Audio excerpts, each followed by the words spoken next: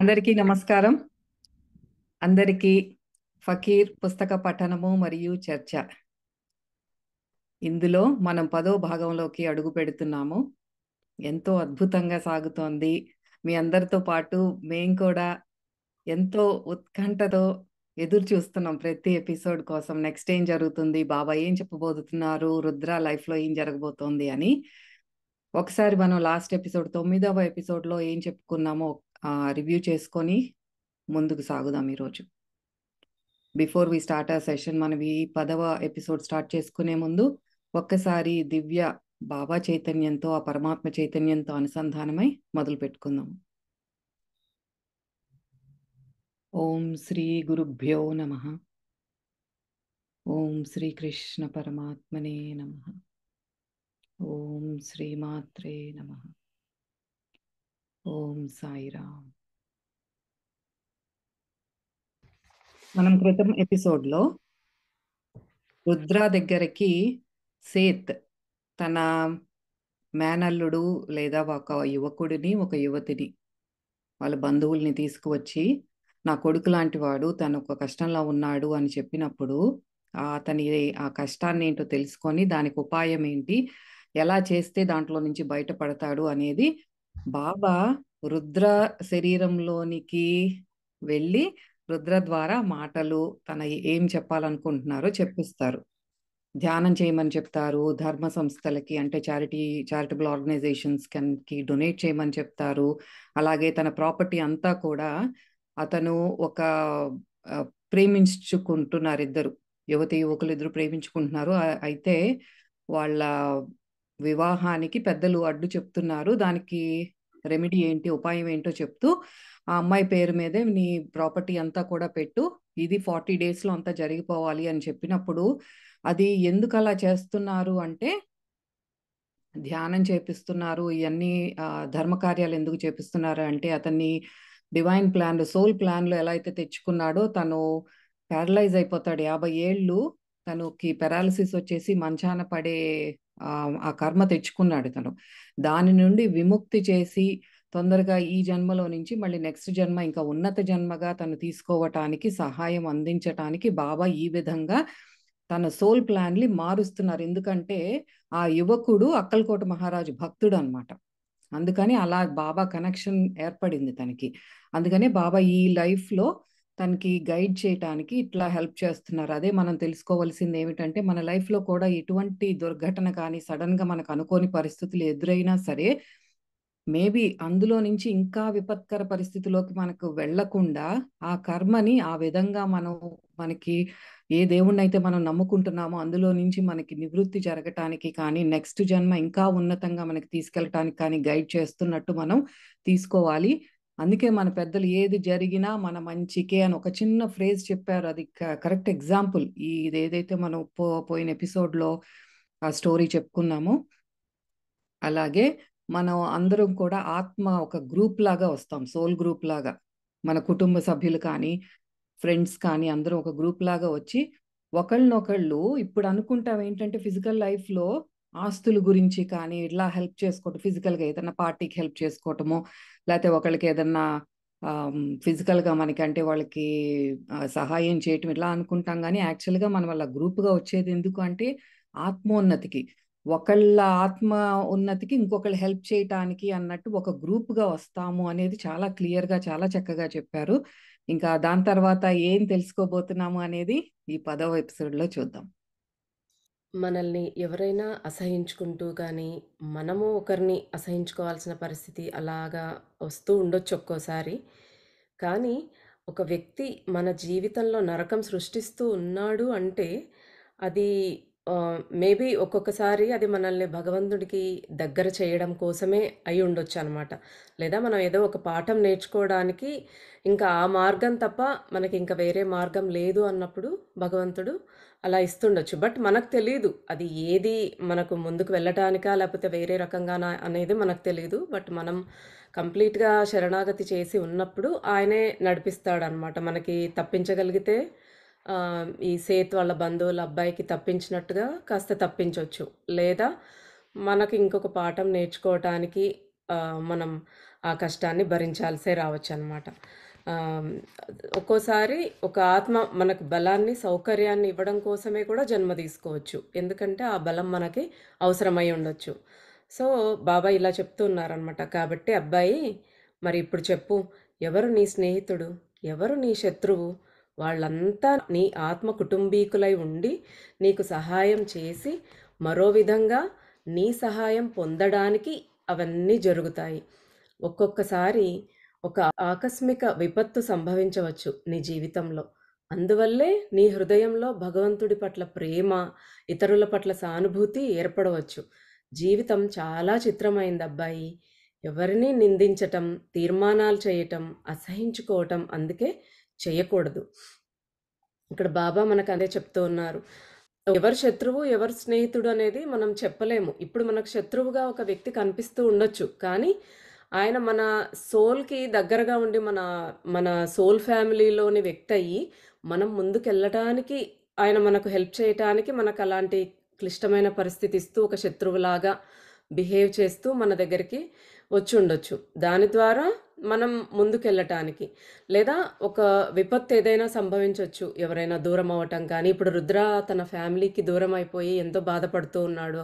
ఆ సిట్యుయేషన్స్ అన్నీ తనకలాగా వచ్చాయి. ఎందుకు వచ్చాయి అంటే, తనకి ఇతరుల పట్ల ఆ సానుభూతి అనేది రావాలి అంటే, కొంచెం కష్టం ఈయన భరించి ఆ ఎక్స్‌పీరియన్స్ ఈయన తెచ్చుకుంటే, అప్పుడు నెక్స్ట్ ఈయన ద్వారా జరగబోయే సేవ బాబా ఏం చేయించబోతున్నారో దానికి ఒక బేస్‌లాగా ఆయనకొక ఎక్స్‌పీరియన్స్ అనేది ఇచ్చారనమాట. సో, అందువల్లే ఇప్పుడు నీ హృదయంలో భగవంతుడి పట్ల ప్రేమ, ఇతరుల పట్ల సానుభూతి అనేది ఏర్పడొచ్చు. మనకు ఆ కష్టం వచ్చినప్పుడు ఆ కష్టం వాల్యూ మనకు తెలుస్తుంది కాబట్టి ఇతరులు అదే బాధకి గో త్రూ అయితున్నప్పుడు మనం అర్థం చేసుకోగలుగుతామనమాట. అందుకే ఒకరిని నిందించకూడదు. ఓ ఇలా చేస్తున్నాడు అని జడ్జ్ చేయకూడదు, తీర్మానాలు చేయకూడదు, అసహించుకోకూడదు అనేసి చెప్తూ ఉన్నారు బాబా. ఏ దానికి వాళ్ళు ఏ కారణం వల్ల మన జీవితంలోకొచ్చారో మనకు తెలీదు. కాబట్టి ఎవరిని అసహించుకోకూడదు అని చెప్తున్నారు. ఎవరికి తెలుసు? నువ్వు ఎవరినైతే ఎక్కువగా ప్రేమిస్తున్నావో వారికే నువ్వు ఆధ్యాత్మికంగా హాని కలిగిస్తున్నావేమో అబ్బాయి. మనమంతా దేవుడితోనూ, కర్మచక్రంతోనూ ఒకరితో ఒకరు అనుసంధానమై ఉన్నాం. ఎవరినీ బాధించకుండా, అసహించుకోకుండా ఉండాలి. ఎందుకంటే ఈ జన్మలో ఆ ఆత్మ మీరు గుర్తుపట్టని విధంగా వేరే శరీరంలో ఉన్న మీ ఆత్మీయులు ప్రేమాస్పదులు కావచ్చు. ఇక్కడ అదే చెప్తూ ఉన్నారు చూడండి. బాబా. ఇప్పుడు ఆహ్, మీకు చాలా ప్రేమపూర్వకమైన వ్యక్తి ఒకవేళ మిమ్మల్ని వదిలిపెట్టి వెళ్ళిపోయుండొచ్చు. మళ్ళీ జన్మ తీసుకొని మీకు శత్రువుగా వచ్చుండొచ్చు. కానీ అక్కడ ఆత్మ మాత్రం మీకు ప్రేమాస్పదులే అయ్యుండొచ్చు అక్కడ. కానీ నీకది తెలీదు. ఆ శరీరంలో ఉన్నాడు అంతే. కానీ ఆ ఆత్మ నీకు చాలా క్లోజ్ అయ్యున్నది అయ్యుండొచ్చు. అందుకే అసహించుకోకూడదు మనము అని. సో, ఇదంతా కూడా కర్మచక్రము, దేవుడు చాలా ప్లానింగ్ అనేది జరుగుతుందనమాట. మనకెక్కడో మనకు తెలిసినది ఇంతే. ఇక్కడే ఇదే మనం అనుకుంటూ ఉంటాం. ఇక్కడ నా శత్రువు, నా మిత్రుడు అని. అంతే కానీ, ఈ ప్లానింగ్ అంతా కూడా ఎక్కడో పైన లోకాల్లో భగవంతుడితో కలిసి మన సోల్ ప్లాన్ చేసుకుని, ఒక ప్లాన్ ప్రకారం మనం ఎలా ముందుకు వెళ్ళాలి అని డిసైడ్ చేసుకొని వస్తూ ఉంటుందనమాట. సో, ఏ బాడీలో ఏ ఆత్మ ఉంది, ఏ ఆత్మ మనకి క్లోజ్ అయినది, ఎవరు శత్రువు అనేది మనకసలు తెలీదు. అందుకే అందరినీ ప్రేమిస్తే పోయేదేముంది, ఇంక మనకి ఇబ్బందుండదు. ఎవరి మీద అసహ్యమొద్దు, ద్వేషమొద్దు. అందరినీ ప్రేమించాలి అంతే. ఆధ్యాత్మికంగా మనకి బాగా క్లోజ్ అయిన వాళ్ళు, ప్రేమించే వాళ్ళని ముందుకు నీయలేకపోతున్నామని ఎట్లా అవుతుందంటే, మన ఫ్యామిలీ మెంబర్స్‌కి ఏదైనా కొద్దిగా కష్టం వచ్చినా సరే ముందుకు దూకేసేసి వాళ్ళని చేయనివ్వకుండా మనం అడ్డు పెడతాం చూడండి. ఆ! దట్ ఇట్సెల్ఫ్ ఈస్ వాళ్ళు ఫిజికల్‌గా కూడా ఒక స్కిల్ కానీ ఏదైనా నేర్చుకోవాలి అనుకుంటే దానికి అడ్డుపడటం అయ్యుండొచ్చు. అది ఫిజికల్ లెవెల్‌లో. ఆధ్యాత్మికంగా అంటే ఏంటంటే వాళ్ళకి ఆ దాంట్లో నుంచి వాళ్ళ కర్మ ఏదన్నా హ్మ్. ఇవ్వటానికి అది వచ్చుండొచ్చు. మనం ఏంటంటే ఇక్కడ బాగా బాధపడిపోతూ ఉంటామనమాట. అయ్యో! అయ్యో! వాళ్ళకి ఎంత కష్టం వచ్చేసింది. వాళ్ళకెళ్ళి అంతా హెల్ప్ చేసేద్దాము, లేకపోతే డబ్బులిచ్చేద్దాము. ఎన్నో రకాలుగా చే చేయటానికి మంచి మనసుతోనే చేస్తాము. బట్ దట్ ఇట్‌సెల్ఫ్ వాళ్ళని ఆ గ్రోత్, సోల్ గ్రోత్‌కి ఏదైతే అది తెచ్చుకున్నారో దాన్ని చేయనీయకుండా మనం అడ్డుపడుతున్నాం. అది ఒక ఫైన్ లైన్ ఉంది. మరి ఎలా తెలుస్తుంది తెలుసుకోవడం అంటే కానీ అవన్నీ తెలుసుకోవడం కష్టం. అవును. యాహ్! అయితే అబ్బాయి ఎప్పుడూ గుర్తుంచుకో, నీ వెంట ఎప్పుడు నేనుంటాను, నీతోనే ఉంటాను, నీకెవ్వరూ ఏ హాని చేయలేరు. కానీ నీ ఆత్మోన్నతికి ఉపయోగపడుతుంది అనిపించినప్పుడు, నీ కర్మ ప్రక్షాళనకు వేరే దారి లేదు అన్నప్పుడు, నువ్వు ప్రమాదాలనో, మానసిక ఉద్వేగాల విచారాలనో, విషాదాలనో ఎదుర్కొంటావు. నేను నీ మాస్టర్ని కాబట్టి నీ గొప్ప ఉన్నతికి ఏవి అవసరమో నాకు తెలుసు. అది బాబాకి తెలుసు కాబట్టి అందుకే ఆయనకు మనం శరణాగతి చేసి కంప్లీట్ ఆయనే అన్నట్టు ఉన్నప్పుడు ఆయన ఎప్పుడు మన పక్కనే ఉంటాడు. ఇక్కడ రుద్ర పక్కనే అని కాదు, ఎప్పుడు మన పక్కనే ఉంటాడు. మనకి ఏది అవసరమో, మనల్ని ఎక్కడ తప్పించాలో, ఎక్కడ శిక్షించాలో, ఎక్కడ మనకు తప్పదో ఆ ఎక్స్పీరియన్స్ రావడం అనేది ఆయనే అది జరిగేలాగా చూసుకుంటాడు. మన చేతిలో ఏమీ ఉండదు. But he can control it.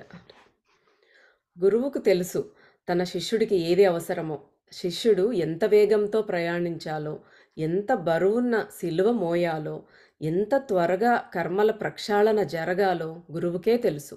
అదంతా నీ గురువుకు వదిలేయి నువ్వు బలంగా ఏది కోరుకుంటావో అది తప్పక జరిగి తీరుతుంది.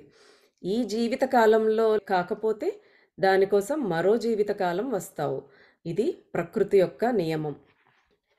ఇది మన గురువుకి అన్నీ తెలుసు మనకి ఎక్కడ ఏం చేయాలి అనేది. కాకపోతే చాలా వరకు జరుగుతుంది. మనం బలంగా కోరుకున్నామంటే ఒక దాని గురించి జరుగుతుంది. కానీ అది ఎప్పుడు పాజిటివ్ వేలోనే ఉండటం మంచిది. ఎందుకంటే ఒకరి చెడు కోరుకున్నా కూడా ఒక్కోసారి ప్రకృతి ఎలాగంటే ఇప్పుడు మనం హోటల్లో వెయిటర్‌కి వెళ్ళి నాకు ఇడ్లీ కావాలి, దోస కావాలంటే మనం ఏది అడిగితే అది తెచ్చిస్తాడు. ఆయనకు సంబంధం లేదు. అది వాడికిష్టమా అనేది సంబంధం లేదు. మనం ఏది అడిగితే అది తెచ్చిచ్చినట్టే. ప్రకృతి కూడా అన్నీ వింటూ ఉంటది. అది నెగెటివ్ ఆలోచన, పాజిటివ్ ఆలోచన కాదు. దానికి అవన్నీ తెలీదు. ఏది ఎక్కువగా మనం భావిస్తూ ఉంటే, ఏ ఆలోచన ఉంటే ఓకే. మనం ఎక్కువగా కోరుకుంటూ ఉన్నాము అంటే అదే మేనిఫెస్ట్ చేస్తుందనమాట. అంటే మనం ఒక చెడు నెగెటివే ఎక్కువగా తలుచుకుంటూ ఉంటే అందుకే ఎక్కువగా నెగెటివ్ ఎఫెక్టే ఉంటుంది. పాజిటివ్‌గా తలుచుకుంటే పాజిటివ్ ఎఫెక్ట్ ఉంటుంది. సో, ప్రకృతికి తెలీదు. ఏదడిగినా జీ హుజూర్ అన్నట్టు అలాగా మనం బలంగా కోరుకుంటే అది జరుగుతుంది. కాకపోతే ఆహ్, మనం దాని కాన్సిక్వెన్సెస్ అనేది తర్వాత అనుభవించేదుంటుంది.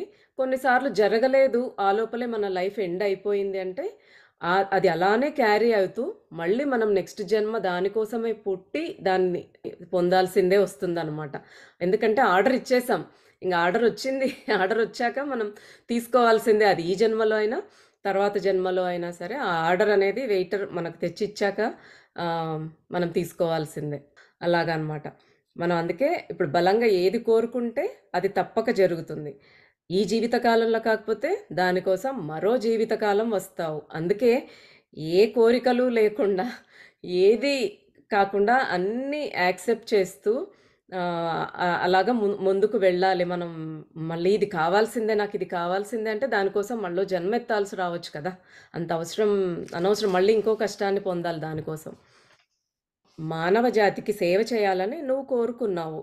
ఇప్పుడు నువ్వు సేవ చేయటానికి రెడీ అయ్యావు. ఇక్కడ జీవిస్తున్న వాళ్ళకే కాదు, ఆత్మల లోకంలోని వాళ్లకు కూడా నువ్వు సందేహించినా, వద్దని వ్యతిరేకించినా మొత్తం అంతా మరింత కష్టతరమవుతుంది. నువ్వు ప్రకృతితో కలిసి ప్రవహిస్తే నీ జీవిత ప్రవాహంలో ఎదురయ్యే తుఫానులను నువ్వు చిరునవ్వుతో ఈదగలుగుతావు అని ఆపారు బాబా. అందుకే అనమాట. అది చాలా డిపెండ్ అయ్యి ఉంటుంది. మనం ఎలా కోరుకుంటాము అనేది. ప్రకృతి జరిపిస్తది. ఏ వేలో వస్తది మనకు అనేది మనం యాక్సెప్ట్ చేసేకి కూడా రెడీగా ఉండాలి. ఒకటి కోరుకున్న తర్వాత అది ఎలా అయినా రావచ్చు. దానికోసం మీరు కోరుకున్నది జరగడం కోసం ఇంకొకటి రిమూవ్ చేయాల్సి రావచ్చు. కాబట్టి ఏదైనా చాలా జాగ్రత్తగా అడగాలి ప్రకృతిని, ఆ భగవంతుడిని. అది ఏ రకంగా మనకొస్తది అనేది మనకు తెలీదు. బాబా, ఇదంతా ఎందుకు నాకు జరుగుతోంది? నేనేమి మతానికి సంబంధించిన వ్యక్తిని కాదు. తాగుతాను, స్మోక్ చేస్తాను. అలాంటి నన్ను ఇలాంటి ఆధ్యాత్మిక కార్యక్రమం కోసం ఎందుకు ఎన్నుకున్నారు? అడిగాడు రుద్ర. అబ్బాయి, తప్పు, ఒప్పు అన్నవి మానసిక స్థితులు. ఒక వ్యక్తిని చంపిన వాడిని ప్రపంచం ఉరితీస్తుంది. అదే వందల మందిని చంపిన ఓ సైనికుడికి సన్మానం చేస్తుంది. ఇదంతా ఒక మానసిక స్థితి. భూమి మీద విధించబడిన చట్టాల కన్నా ఆత్మ యొక్క ఉద్దేశ్యమే చాలా ముఖ్యమైనది. ఇక్కడ చూడండి, ఇప్పుడు ఒక ఇద్దరు చంపుతూ ఉన్నారు. ఒక వ్యక్తి ఇంకొక వ్యక్తిని చంపినప్పుడు అతనికి ఉరిశిక్ష వేస్తుంది మన జ్యుడిషియల్ సిస్టమ్. కానీ అదే సైనికుడు వందల మందిని చంపినా ఆయనను సన్మానిస్తుంది. ఎందుకు? అక్కడ ఇంటెన్షన్ ఏంటి? సైనికుడేమో ఒక దేశాన్ని కాపాడటానికి ఆయన ప్రాణాన్ని కూడా పణంగా పెట్టి అవసరమైతే వేరే వాళ్ళ ప్రాణాలు తీస్తూ ఉన్నాడు. కానీ ఇక్కడ ఇంకొక వ్యక్తి జస్ట్ తన పగ కోసమో, తన ఉపయోగం కోసమో, తన లాభం కోసమో ఇంకో వ్యక్తిని చంపుతున్నాడు. అక్కడ తప్పు అనేది అంటే మన ఉద్దేశ్యం ఎలాంటిది అనేది మన ప్రకృతి ఎప్పుడైనా కూడా ప్రకృతి అన్నా, భగవంతుడన్నా, విశ్వం అన్నా ఏదైనా మన ఉద్దేశాన్ని గమనిస్తది. మనము ఏం చేశాము అనేది కూడా కాదక్కడ. మన ఉద్దేశ్యం ఎలాంటిది? ఒకరికి ఉపయోగపడే ఉద్దేశ్యమా? అది ఒకరిని పాడు చేసే ఉద్దేశ్యమా? ఎప్పుడైనా మన ఇంటెన్షన్స్‌ని గమనిస్తుంది నేచర్. అందుకని చాలా కేర్‌ఫుల్‌గా ఉండాలనమాట. ఇక నాకు కాస్త ఆ టీ ఇవ్వు. తాగి ఒక మంచి మీడియంగా ఛానెలింగ్ ద్వారా మానవ జాతికి ఎలా సేవ చేయొచ్చో డిస్కస్ చేద్దాం అన్నారు బాబా. రుద్ర నవ్వి బాబా చేతిని ముద్దు పెట్టుకున్నాడు. యాహ్! అది చాలా ఇంపార్టెంట్ అర్థం చేసుకోవాల్సింది. మనం ఏదన్నా ఒక పని చేసేటప్పుడు గూడా దాని వెనకాల మన ఇంటెన్షన్ ఎలాగుంది, దాని ఆలోచన ఎలా ఉంది, దాని వెనక ఉన్నది. మనం పైకి నవ్వుతూ మాట్లాడి ఐ లవ్ యూ అని చెప్పినా సరే, లోపల మన అంతరంలో ఏముంది ఒక పని చేసేటప్పుడు కానీ, అదే అంతఃకరణ శుద్ధి, త్రికరణ శుద్ధి అనేది అదే ఇంపార్టెంట్. అండ్ అదే మన కర్మగా తెచ్చుకుంటాం. పుణ్యకర్మలైనా సరే, పాపకర్మలైనా సరే. ఏ కర్మలు లేనప్పటి వరకు మన లైఫ్ సైకిల్ నడుస్తూనే ఉంటుంది. ఇది పుణ్యం చేస్తున్నాను అనే ఉద్దేశం అంటే ఈ కార్యం చేస్తే నాకు పుణ్య ఫలం ప్రాప్తిస్తుంది అన్నప్పుడు కూడా ఆ పుణ్యాన్ని మళ్ళీ ఆ క్రెడిట్ బ్యాలెన్స్ మనం తీర్చుకోవడానికి మళ్ళీ జన్మలకు తీసుకోవాల్సి వస్తుంది. అందుకనే నిష్కామ కర్మయై ఆ కర్తృత్వ భావన లేకుండా చేసినప్పటి వరకు ఆ సైకిల్లోనే అలా చక్రం తిరుగుతూనే ఉంటుంది అనమాట. అది గుర్తుపెట్టుకోవాలి మనం. అహం, దాని స్థితులు అండ్ వాటి వెనక మనకున్న మానసిక స్థితి. సో ఇంకా ఇలా చెప్తున్నారు, ప్రతి ప్రాణి ఒక ఛానల్లా, ఒక మీడియంలా, ఒక పనిముట్టులా మాస్టర్స్కి, ఆత్మతలానికి ఉపయోగపడగలదు. జరాతుష్ట్ర మనకు తెలిసిన ప్రాచీన ప్రవక్త. వారు ప్రపంచానికి చాటి చెప్పింది ఏమిటంటే, ఉన్నది ఒక్కటే భగవంతుడు. అతడికి అన్ని శక్తులు ఉన్నాయి. అంతటా ఉండగలడు. అంతా తెలిసినవాడు, దయాసాగరుడు. ఆ భగవంతుణ్ణి ఆయన అహురా మజ్జు అని పిలిచాడు. అహురా మజ్జాకి రూపం లేదు, రంగు లేదు. జరాతుష్ట్ర మనకు తెలిసిన మొట్టమొదటి దేవుడి మీడియం, ఛానల్, ఒక పనిముట్టు. జరాతుష్ట్ర మొదటి వ్యక్తి తన శరీరాన్ని ఖాళీ చేసి దేవుడి ఆత్మకు అందులో ప్రవేశం కలిగించి తన ద్వారా మాట్లాడేలా చేశాడు. పార్సీలు, ఇరానీలు అహురా మజ్దాను ప్రార్థిస్తారు. ఆ ప్రార్థనలన్నీ వారి పవిత్ర గ్రంథం అవెస్తాలో గ్రంథస్థమై ఉన్నాయి. జరాతుష్ట్ర ధ్యానం చేశాడు, దేవుణ్ణి ఛానల్ చేసుకోగలిగాడు.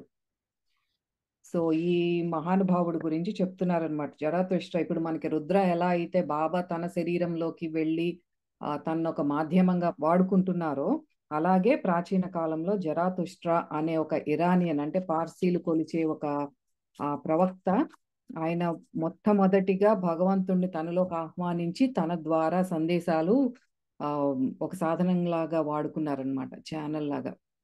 అతనే మొదటి వ్యక్తి అని చెప్తున్నారు. అబ్బాయి, ఏ పురాతన మత గ్రంథాన్ని తీసుకున్నా ఆ బోధనలు, ఆ జ్ఞానం, ఆ పదాల అమరిక, అందులో దాగి ఉన్న అర్థం, ఆ దయ, ప్రేమ ఆ పేజీల గుండా ప్రవహించేది ఒక మానవ మాతృడి కలం ద్వారా జాలువారింది కానే కాదు. అందుకనే మనకి ఇలాంటి పుస్తకాలు ఏదైనా చదివినప్పుడు మనకి ఏదో ఒక కనెక్షన్ ఫీల్ అవుతాం. ఆ భగవంతుడితో కానీ, మాస్టర్ అంటే ఇప్పుడు బాబాగా లాగా ఒక గురువుతో కానీ ఆ కనెక్షన్ అనేది ఫీల్ అవుతాం. అందుకే పుస్తకాలు చదవమని చెప్పేది. రామాయణాన్ని తీసుకో, దాన్ని వాల్మీకి వ్రాసాడు. వాల్మీకి ఎవరనుకుంటున్నావు? ఒక బందిపోటు. కానీ తనలోని పరమాత్మను తెలుసుకొని ఋషిలా మారాడు. ఇప్పుడు చెప్పు, ఒక బందిపోటు సంస్కరించబడి రామాయణాన్ని వ్రాసాడా? లేక పవిత్రాత్మ అతన్ని ఛానల్‌గా వాడుకుని వ్రాయించిందా? అదే మనం గుర్తుపెట్టుకోవాల్సింది. మనకి కళ్ళతో కనిపించే ఈ ప్రపంచంలో ఉండేది అంటే మనుషులు కొంతమంది ఏదన్నా వ్యసనాలకి లోనైనా సరే ఛీ అని అసహ్యించుకుంటాము. కానీ వాళ్ళ లైఫ్ చూస్తే కొంతమందికి, అందరిని అని కాదు. అందరూ ఇప్పుడు వ్యసన పరులవ్వాలని కాదు. వాళ్ళు కొంతమందికి ఏంటంటే వాళ్ళకి చాలా డివైన్ గైడెన్స్ వస్తున్నట్టు వాళ్ళ మాటలు కూడా డిఫరెంట్‌గా అనిపిస్తాయి. ద వే దే టాక్ చాలా బ్రాడ్ మైండెడ్‌గా ఉంటారు. ఎంతో తత్వజ్ఞానం ఉన్నట్టు వాళ్ళ మాటల్లో తెలుస్తుంది.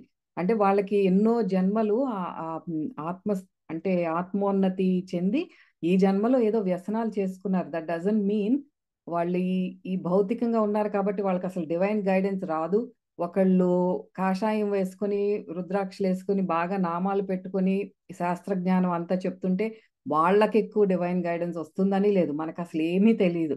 Just go with the flow అంతే. ఇక్కడ అందుకే దీనికి ముందు అంటాడు చూడండి రుద్ర, "నేను తాగుతాను, స్మోక్ చేస్తాను. బట్ నన్నెందుకు చూస్ చేసుకున్నావు ఈ ఆధ్యాత్మిక కార్యక్రమానికి" అని. సో, అక్కడ బాబా ఆయనకున్న అలవాట్లు చూడట్లేదు. ఆయన ఇంటెన్షన్స్ ఎలాంటివి, ఆయనకు సేవ చేయాలనే ఉద్దేశ్యం ఉంది కాబట్టి ఆయనను చూస్ చేసుకున్నాడు. ఇక్కడ అలానే మన రూపము, రంగు, మన మేకప్పు అవి కాదు. మనకి యాక్చువల్‌గా లోపల అవును. ఉండే ఇంటెన్షన్ ఏంటి? అదే ఇంపార్టెంట్. మనం లోపల ఆత్మ ఎంత ప్యూర్‌గా ఉంది అనేదే చూస్తారు భగవంతుడనేది. మనం ఇక్కడ చేసే పనులు కాదు. మహమ్మద్ ప్రవక్త గురించి నీకు తెలుసు కదా! అతడికి చదవటం, వ్రాయటం రెండూ రావు. నువ్వు పవిత్ర ఖురాన్‌ని చదివావా? ఎంతో గొప్పగా ఉండి, ఎంతో మందిచే ఆరాధింపబడుతూ ఉంటుంది. అది ఎంతో శాంతిని బోధిస్తుంది. సృష్టికర్త పట్ల ఎంతో కృతజ్ఞతను తెలుపుతుంది. ఋషులంతా మరి ప్రవక్తలంతా దేవుని వాక్కుని ప్రజలకు తెలియచేయటానికి తమను తాము పాత్రలుగా మలచుకున్నారు. అయితే ఆ పాత్రలు ఆ పవిత్రాత్మలను భరించడానికి ఎంతో బలంగా తయారవ్వాలి. ఎంతో ఖాళీ అవ్వాలి. పరిశుద్ధంగా మారాలి. అప్పుడే ఆ పవిత్ర వాక్కును తమ ద్వారా అందివ్వగలుగుతారు. ప్రతి పవిత్ర గ్రంథం ప్రార్థన చెయ్యమని, ధ్యానం చెయ్యమని, శాంతితో ఉండమని చెబుతుంది. ఎందుకంటే ఎప్పుడైతే నువ్వు ప్రార్థన, ధ్యానం చేసి శాంతిగా ఉంటావో, అప్పుడు నీ మాస్టర్ లేదా ప్రభువు పట్ల నువ్వు సంతృప్తిగా ఉన్నప్పుడు, నీకు నువ్వే ఒక మీడియంగా పవిత్రాత్మ నీలో ప్రవేశించటానికి వీలుగా తయారవుతుంది. అంటే ప్రవేశించటం అంటే, మనం ప్రతి నాడీ మండల శుద్ధి జరుగుతూ ఉంటుంది. మనం ప్యూరిఫై అవుతూ ఉంటాం. మన అహం అంతా కూడా ఇంకా అది బాటమ్ అయిపోయి జీరో స్టేట్‌కి వచ్చినప్పుడు మనం ఇంకా అంత కాంతి దేహాలం అనే కదా మనం నేర్చుకునేది. ఆధ్యాత్మిక మార్గంలో మనం తెలుసుకుందేంటంటే, ఇది కాదు మనము. మనమంతా కూడా వి ఆర్ ద లైట్.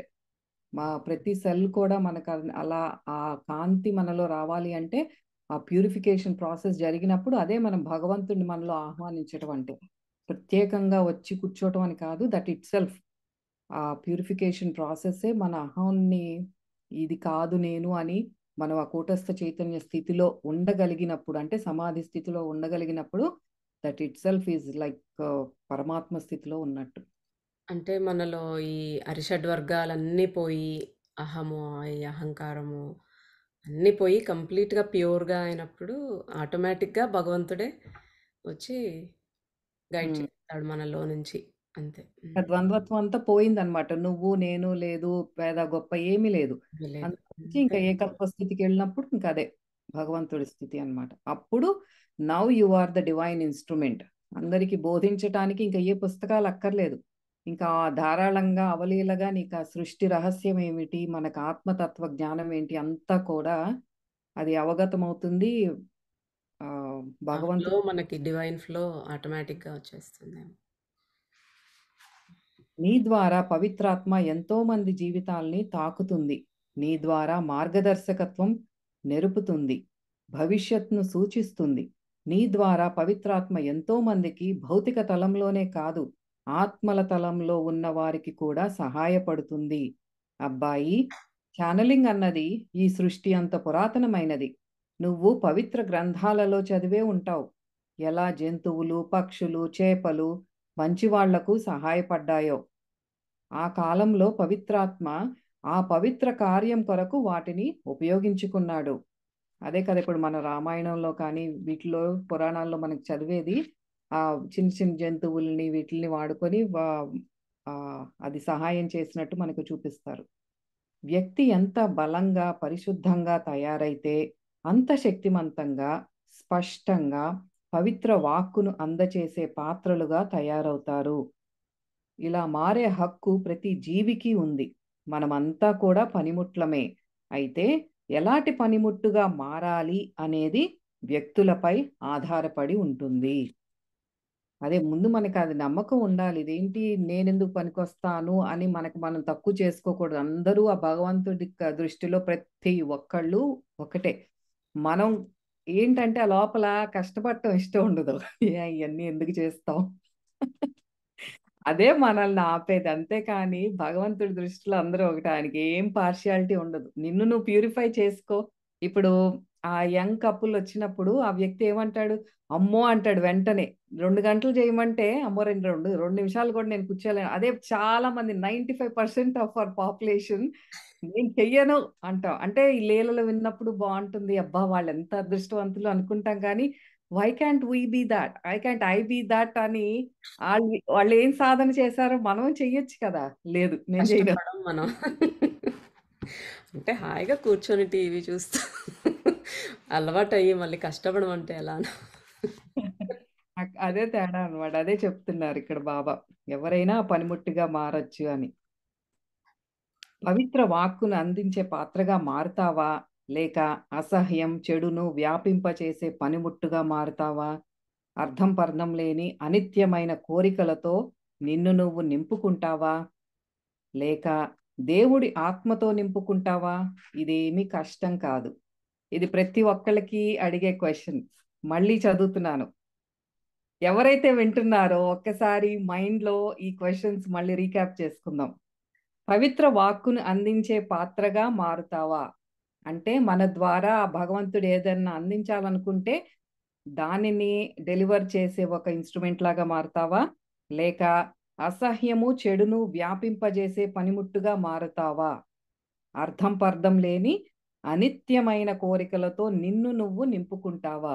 కోరికల తర్వాత కోరికలు. ఒక వస్తువు తర్వాత ఒక వస్తువు. ఒక చీర తర్వాత ఒక చీర. ఒక నగ తర్వాత అలా మన మైండ్‌నంతా ఫిల్ చేసి ఒక గార్బేజ్ క్యాన్ లాగా చేసుకుందామా? లేక దేవుడి ఆత్మతో నింపుకుంటావా?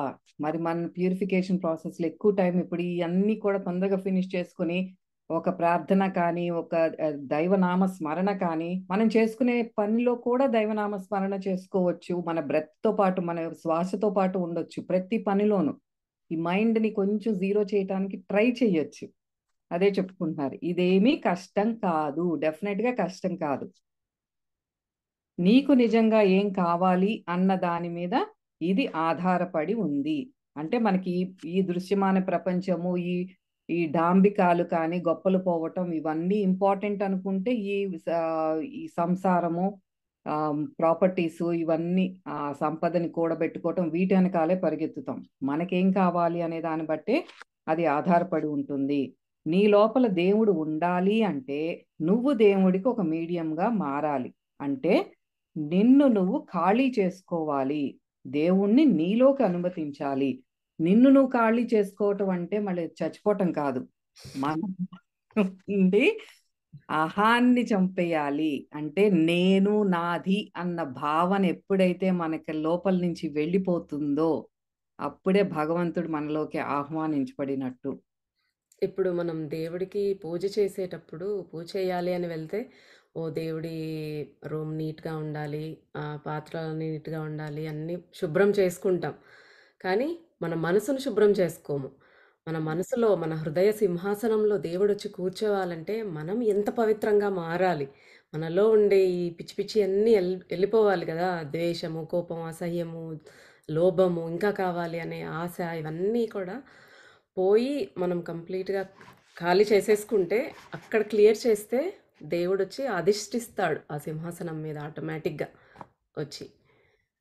యాహ్! పైన తంతు కాదు ముఖ్యము. మన లోపల భావం ముఖ్యం అని. ప్రతీదీ మనకి పూజ ఏదైనా సరే బాహ్యంగా ఏదైతే చూపించబడిందో మనకి పూర్వీకుల ద్వారా, ప్రతి ఒక్కటి మన లోపల జరగాలి. ఇలా జరగాలి ప్రాసెస్ మీ లోపల అని చూపించారు మన కళ్ళకి. So that we can follow that. Oh! ఇలాంటి ప్రాసెస్ నా లోపల జరగాలి అని. మనం ఏంటంటే దీనికి అటాచ్ అయిపోయాం. ఓహ్! ఇలా జరగాలి బాగా నేలకి జరగాలి. ఇది జరగకపోతే మళ్ళీ దేవుడేమన్నా అంటాడేమో అని భయం. అంటే అక్కడ అవును. భక్తి కాదు. ఇలా ఓకే. ఈరోజు స్నానం చేయకుండా ఇది చేస్తే ఏమయ్యిద్దో? లేకపోతే ఇది క్లీన్ చేయకుండా చేస్తే ఏమవుద్దో? అవన్నీ కాదు. ఈరోజు పండగ కదా! వండి పెట్టకపోతే దేవుడు ఏమన్నా అంటాడేమో! అవి కాదు. మన మనసులో భావం అనేది ముఖ్యం. మనం ఎంత ఆహ్, మంచి భావనతో, భక్తితో లోపల మన ఇదితో మనం మొక్కితే ఒక్క నిమిషమైనా చాలు. ఆయన మనల్ని ఇన్ని పెట్టమని చెప్పట్లేదు. అవును. ఆయన ఇచ్చిన దానికి మనం జస్ట్ కృతజ్ఞత చూపిస్తే చాలు. ఇంకేది అక్షర అవసరం లేదు. సాగర మథనం మనలో జరగాలి. మానస సరోవరం మనలోనే ఉంది. మణిద్వీపం మనలోనే ఉంది. గిరి ప్రదక్షిణ కూడా మనలోనే జరగాలి. ఆ లోపల ఏదైతే ఉన్నాయో అది మనకి కళ్ళకి బయటికి కనిపించేటట్లే ఉన్నాయి. ఆ ప్రదేశాలు కానీ, ఏదన్నా ఈ రిచువల్స్ ఏదైతే ఉన్నాయో ప్రతీది కూడా ఈచ్ అండ్ ఎవ్రీథింగ్ మన లోపల ఉన్నాయి. నిజానికి నువ్వు ఏమీ దేవుణ్ణి పిలవాల్సిన పని లేదు. నీలోని ఆలోచనలు, నీవైన కోరికలు, నీ ఆశలు, అసహ్యం అంతా ఖాళీ అయిపోతే ఆటోమేటిక్‌గా ప్రభువు యొక్క ఆత్మ నీలో ప్రవేశిస్తుంది. గుర్తుంచుకో. నీలో ఎవరో ఒకరే ఉండాలి. నీవైనా లేక నీ ప్రభువైనా. ఇద్దరికీ స్థానం ఉండదు. ఎవరైనా సరే ప్రతి ఒక్కరికి భగవంతుడికి మీడియం అయ్యే హక్కు ఉంది. నువ్వు ఎంత ఎక్కువగా నీ మాస్టర్ గురించి తలుచుకుంటూ ఉంటే, అంత ఎక్కువగా నీ మాస్టర్ ఎనర్జీ నిండుతూ ఉంటుంది. దాంతో ఆటోమేటిక్‌గా నువ్వు నీ మాస్టర్‌కు మీడియంగా తయారవుతావు. ఆపారు బాబా.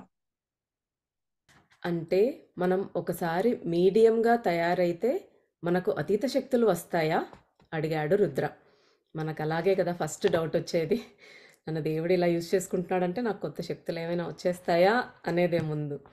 అప్పుడు బాబా చెప్తున్నారు, అబ్బాయి మీడియంలలో కూడా ఎన్నో రకాలుంటాయి.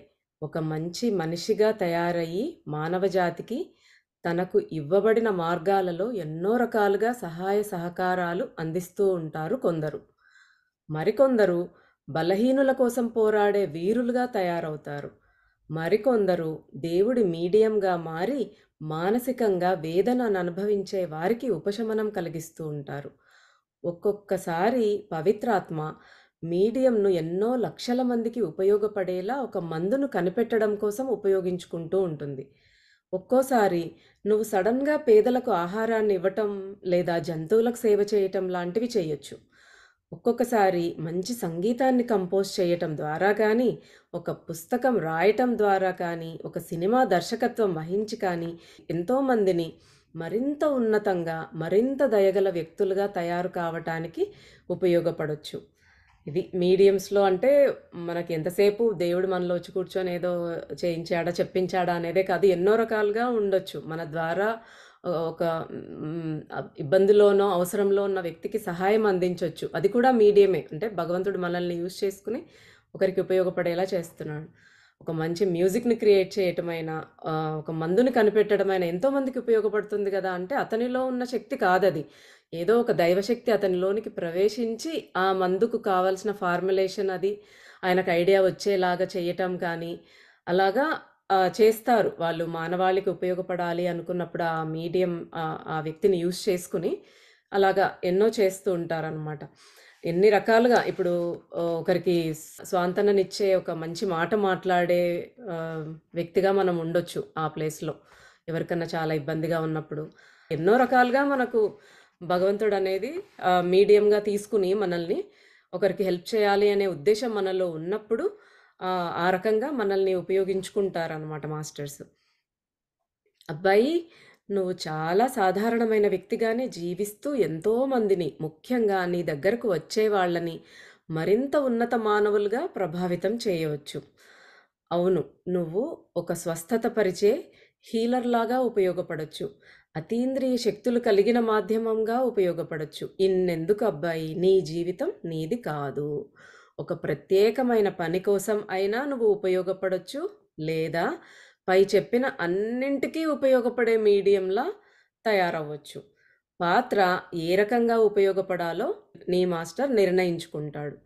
సో సో, మాస్టర్ నిర్ణయిస్తాడు. మన జీవితం ఉపయోగపడాలి ఒకరికి అనే ఇంటెన్షన్ ఒకటి మనకుంది అంటే, అది ఏ రకంగా మన ద్వారా అనేది మాస్టరే ఉపయోగించుకుంటాడు. ఇక్కడ ఈ రైటర్‌ని ఒక మంచి హ్మ్, విషయాలన్నీ బాబా చెప్పాలనుకున్నయి మళ్ళీ మరింత స్ట్రెస్ చేసి చెప్పి మనకు ఉపయోగపడేలాగా ఈ మీడియంగా ఈ రైటర్‌ని ఉపయోగించుకున్నాడు. రుద్రాని అవసరమైన వాళ్ళకి చేయాల్సిన సహాయం చేసే దానికోసమని ఉపయోగించుకుంటున్నాడు. సో, మనకి ఏ రకంగా అయినా కూడా ఉపయోగించుకోవచ్చు మాస్టర్ అనేది.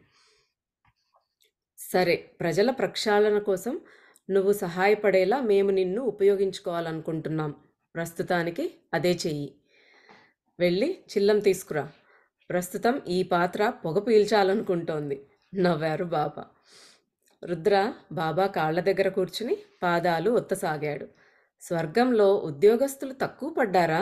నాలాంటి నష్టపడ్డవాణ్ణి ఇతరుల కర్మ ప్రక్షాళనలో సహాయపడేలా ఎన్నుకున్నారు అనుకుంటూ ఉన్నాడు రుద్ర. ఇప్పుడు బాబా చెప్తున్నాడు, ఆయనకన్నీ వినపడుతూ ఉంటాయిగా, మన మనసులో ఏమనుకున్నామో, ఏ పనిముట్టు ఏ రాగం వాయించాలో అతన్నే నిర్ణయించనివ్వు అబ్బాయి. అంతేకాక ఎవరు నష్టపోయారో ఎవరు గెలిచారో కూడా అతన్నే నిర్ణయించనివ్వు. నువ్వెందుకు ఆలోచిస్తున్నావు అన్నట్టు చెప్తున్నారు. ఇక నా చిల్లం తీసుకురా. బాబా ఆపారు. మనం అనుకుంటాం అదే కదా, నాకు ఏం అర్హత ఉంది అని ఇలా నాతో చేయిస్తున్నాడు ఆ భగవంతుడు అని ఒక్కోసారి అనుకుంటూ ఉంటాం. బట్ మన అర్హత ఏంటో మనకు తెలియదు, ఆయనకు తెలుసు మన ద్వారా ఏం ఉపయోగపడాలో అనేది. ఓకే, ఈరోజుకు మనం 10వ ఎపిసోడ్ పూర్తి చేసుకున్నాం. బాబా ఎంత చక్కగా మనం ఎలా ఉండాలో, ఎలా ఉంటే మనలో ఆయన వచ్చి ఉండి మన ద్వారా మంచి పని చేయిస్తారో అనేది, ఇవన్నీ కూడా మనం మళ్ళీ మళ్ళీ చదివి మళ్ళీ మళ్ళీ విని మనల్ని మనం సంస్కరించుకుంటూ మనల్ని ఖాళీ చేసుకుందాం. దానికోసమే ఇక నుంచి మన ప్రయత్నం చేస్తూ ఉందాం. మనం ఖాళీ పాత్రగా తయారవుతే ఈ పాత్రని బాబా దేనికి యూజ్ చేసుకుంటారో బాబానే నిర్ణయించుకోమందాం. మనకేం అవసరం లేదు, బాబాకే పెట్టేద్దాం ఆ బాధ్యత. సో, వచ్చే గురువారం మళ్ళీ కలుసుకుందాం. అంతవరకు సెలవు.